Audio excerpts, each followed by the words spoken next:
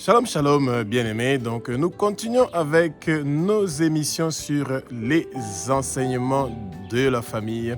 Bien-aimés, aujourd'hui, nous allons parler de l'importance de la prière pour nos enfants adultes.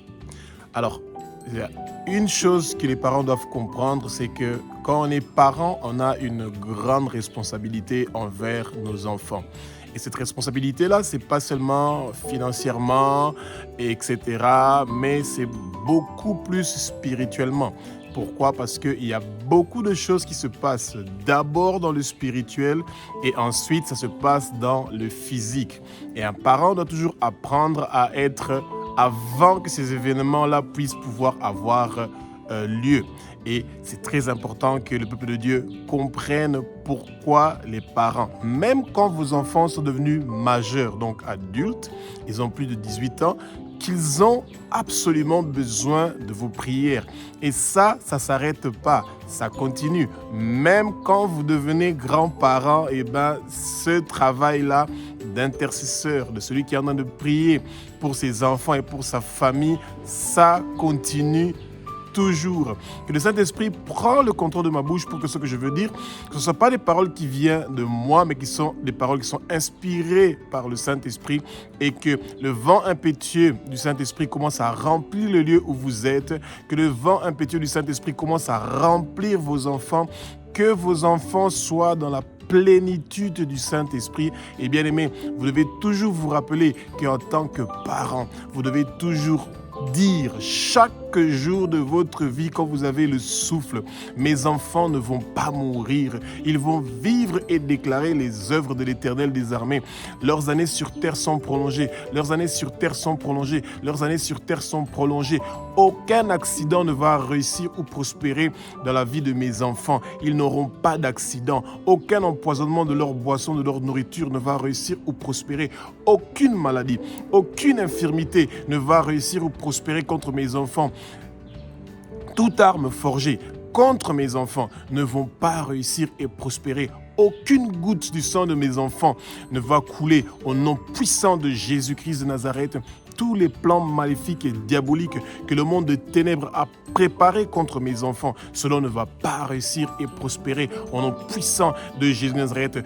Tous les autels de mes familles, tous les autels du monde de ténèbres qui sont en train de réclamer la vie de mes enfants, ils ne vont pas réussir et prospérer. Qui reçoit le feu, qui reçoit le feu, qui reçoit le feu. Toute malédiction et toute mauvaise parole qui est prononcée contre mes enfants, retour à l'expéditeur, retour à l'expéditeur, retour à l'expéditeur. Bien-aimés, quand ça arrive au moment de vos enfants, vous ne devez pas jouer avec ces choses-là.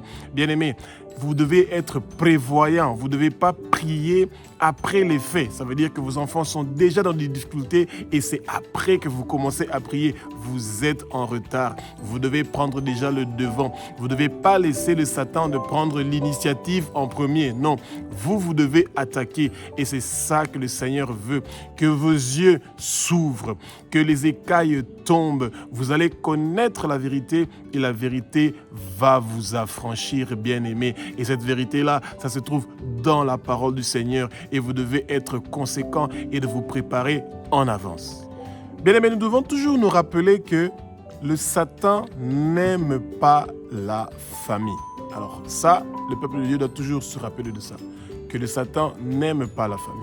Et comme le Satan n'aime pas la famille, il va toujours s'attaquer à vos enfants. Et ouvrez vos yeux, bien-aimés. Vos enfants qui sont toujours malades, qui ont toujours des difficultés à l'école et qui sont toujours des rebelles, chaque fois nous le répétons, ces enfants-là ont une grande grâce, ils ont une grande étoile.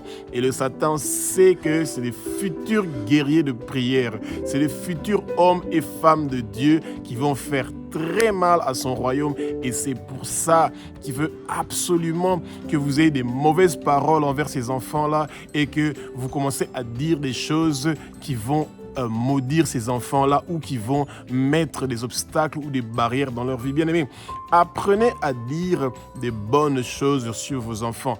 quand vous êtes en train de prier pour vos enfants, vous devez toujours vous rassurer que vous faites des proclamations vous-même sur vos enfants. Prophétisez sur vos enfants, bien-aimés. Prophétisez sur leur avenir. Alors, bien-aimés, à quel moment vous devez commencer à vous inquiéter? Quand il y a un souci dans la vie de vos enfants et que peut-être que vous devez prendre un peu plus de temps de prier et de jeûner et de chercher la présence du Seigneur pour comprendre comment vous devez faire avec vos enfants qui sont en train de traverser des difficultés. Alors, quand vous avez des enfants qui vont presque devenir majeurs, la puberté a toujours été un moment assez difficile et complexe pour beaucoup de jeunes. Eh bien, souvent, c'est parce que les parents aussi n'ont pas pris le devant. Vous pouvez lier ces démons-là qui sont en train de déranger votre maison et vos enfants. Vos enfants qui sont en train d'écouter la musique païenne dans votre maison bien-aimée. Eh bien, c'est parce que beaucoup de parents ne sont pas en train de lier ces démons-là. Et dans une ville comme Kinshasa, par exemple, où il y a zéro respect de la sonorité, et ben les gens mettent les baffles dans les rues et vous entendez et la musique est tellement forte et que même si vous mettez pas la musique païenne dans votre maison, et ben où vous êtes, vous allez toujours entendre ces musiques là et c'est pour ça que ça vous motive aussi de prier pour votre quartier. Pourquoi? Parce que quand vous liez pas ces démons là qui sont en train de diriger votre quartier, et ben d'une manière ou d'une autre votre maison sera affectée et c'est pas ce que vous voulez, bien aimé. Prenez en tant que parent cette responsabilité de toujours s'occuper de toute chose que vous savez qui peut entraver l'éducation de vos enfants.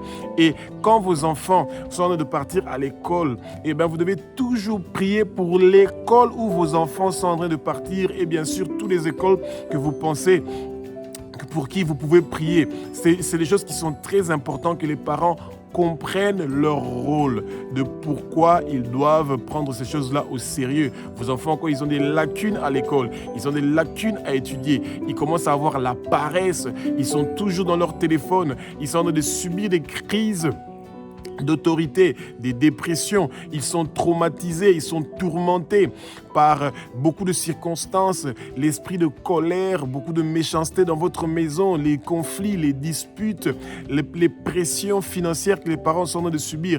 Nos enfants sont en train de connaître des moments très difficiles où les parents doivent chaque jour prendre un bon moment, un bon temps pour s'occuper d'eux. Et surtout nos mamans qui ont toujours un grand cœur. Prenez le temps, même s'il faut que la vaisselle reste pendant un moment, même s'il faut que la maison ne soit pas nettoyée pendant un moment. Vos enfants sont beaucoup plus importants que toutes ces tâches ménagères-là. Et les papas qui veulent regarder le match de football, qui veulent avoir le divertissement, le temps de prier pour vos enfants est beaucoup plus important que ces choses-là du monde qui vont passer et qui vont rester. La prière efficace des parents, c'est une prière qui est en train de prier sur base des informations que vous recevez de vos enfants et que vous pouvez demander au Saint-Esprit de vous donner un éclairage sur les choses que vous trouvez qui ne sont pas claires. Bien-aimés, vous devez toujours chercher l'unité avec vos enfants. Et c'est pour ça que ceux qui sont en train de vivre actuellement et ceux qui sont en train de préparer pour demain, vous pouvez aider vos enfants dans la prière. Combien de temps un parent prend le temps de s'asseoir et de commencer à discuter avec vos enfants? Plus ils sont en train d'arriver vers 18 ans. Et à partir de 18 ans jusqu'à monter, prenez le temps de parler avec eux. Surtout les papas et les mamans, etc., qui ne parlent pas de la sexualité avec leurs enfants, qui trouvent ça tabou, qui trouvent ça gênant, etc. Eh bien, si vous voulez que d'autres gens éduquent vos enfants, eh bien, ils vont les éduquer à leur façon, comment ils veulent, et vous serez dans les difficultés. Parlez avec vos enfants sur leurs études, comment ça se passe, comment est-elle le professeur, comment ça se passe avec vos collègues dans la classe, tu veux étudier quoi plus tard, tu veux devenir quoi plus tard. Et quand vous entendez toutes ces informations-là, ça vous donne des bons sujets de prière. Vous vous mettez à genoux et vous demandez au Saint-Esprit de vous révéler comment ces choses-là vont se dérouler et vous devez prier pour que l'étoile de votre enfant ne soit pas étouffée et que sa destinée ne change pas. Et c'est très important pour les parents de prendre le temps. Les parents ne doivent pas penser parce que l'enfant a déjà grandi, il a 18 ans, il sait prier lui-même, donc moi en tant que parent, je ne suis pas concerné ou je ne me sens pas concerné de prier pour cet enfant-là. Bien aimé, vous êtes dans de difficultés. Pourquoi? Parce que vous n'avez pas compris que c'est important.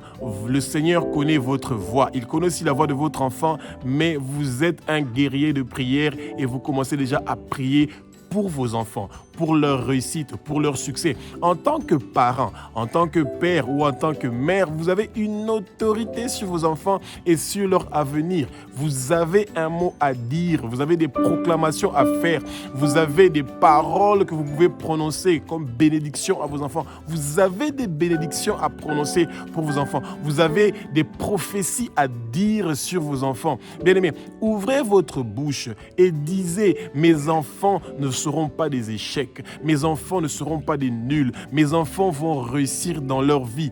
Tout ce que le monde de ténèbres a prévu pour mettre des barrières et des obstacles dans la réussite de la vie de mes enfants, c'est effacé et annulé au nom puissant de Jésus de Nazareth. Le nom de mes enfants sont inscrits dans le livre de vie de l'agneau. Mes enfants, sur leur front est inscrit le nom de Abba, notre Père qui est aux cieux. Sur le front de mes enfants est inscrit le nom de Jésus-Christ de Nazareth. Sur le front de mes enfants est inscrit le nom de la Nouvelle Jérusalem où nous allons tous nous retrouver après notre vie ici sur terre. Bien-aimés, ouvrez votre bouche, prononcez ces paroles-là qui sont puissantes. Votre voix est en train de faire des merveilles. Ce que vous êtes en train de dire sur vos enfants, c'est ça qui va arriver. Et c'est parce que de l'autre côté, le monde de ténèbres veut voir vos enfants traumatisés et tourmentés.